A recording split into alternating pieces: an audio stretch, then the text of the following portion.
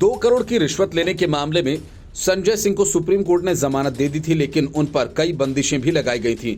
जमानत की शर्तों में एक शर्त यह भी थी कि संजय सिंह शराब घोटाला मामले को लेकर किसी तरह की बयानबाजी नहीं करेंगे। लेकिन तिहाड़ से बाहर आते ही संजय सिंह की बयानबाजी शुरू हो गई और एक दिन पहले से ही वे उछल कर शराब घोटाला मामले पर बयान देने लगे। लेकिन अब इसी वजह से उनकी मुश्किलें तो बढ़ेंगी ही, साथ ही अरविंद केजरीवाल का संकट भी बढ़ने वाला है। सुप्रीम कोर्ट 7 मई को अरविंद केजरीवाल की अंतरिम जमानत पर सुनवाई करेगा और उसके पहले ही ईडी ने सुप्रीम कोर्ट को संजय सिंह की हरकतों के बारे में सचेत कर दिया और एक तरह से संजय सिंह की नाफरमानी पर कार्रवाई करने की मांग कर डाली। केजरीवाल के वकील इस कोशिश में लगे हैं कि अगर केजरीवाल को अंतरिम जमानत नहीं मिलती है तो कम से कम उन्हें वर्क फ्रॉम जेल की इजाजत मिल जाए। सुप्रीम कोर्ट ने ईडी से कहा कि वो दिल्ली में लोकसभा चुनाव के मद्देनजर केजरीवाल की अंतरिम जमानत याचिका पर 7 मई को दलीलें सुनने पर विचार कर सकता है और एजेंसी इसके लिए तैयार रहे।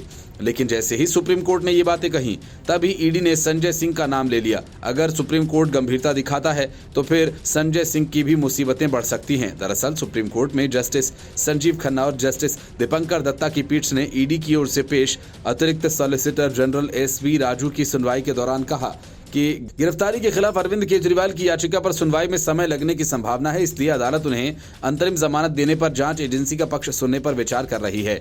ASG राजू से पीठ ने कहा कि ऐसा लगता है कि हम आज सुनवाई पूरी नहीं कर सकते, हम मंगलवार सुबह इसे देखेंगे।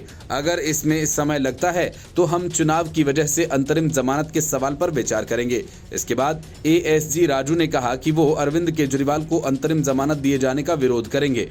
उन्होंने भरी अदालत में दिल्ली शराब घोटाला मामले में पिछले महीने आम आदमी पार्टी के नेता संजय सिंह का नाम लिया और उन्हें जमानत मिलने के बाद उनके द्वारा दिए गए बयानों की ओर इशारा किया। ASG राजू ने कहा कि जज साहब कृपया देखिए कि वो किस तरह के बयान दे रहे हैं। इस पर पीठ ने कहा कि वो एजेंसी को पीठ की मंशा से अवगत करा रहे हैं ताकि 7 मई को जब अंतरिम जमानत का मुद्दा आए तो वे चौंक न जाएं। पीठ ने कहा कि हम सिर्फ कह रहे हैं हम अंतरिम जमानत पर सुनवाई करेंगे और ये नहीं कह रहे कि हम अंतरिम जमानत देंगे। हम अंतरिम जमानत दे भी सकते हैं और नहीं भी।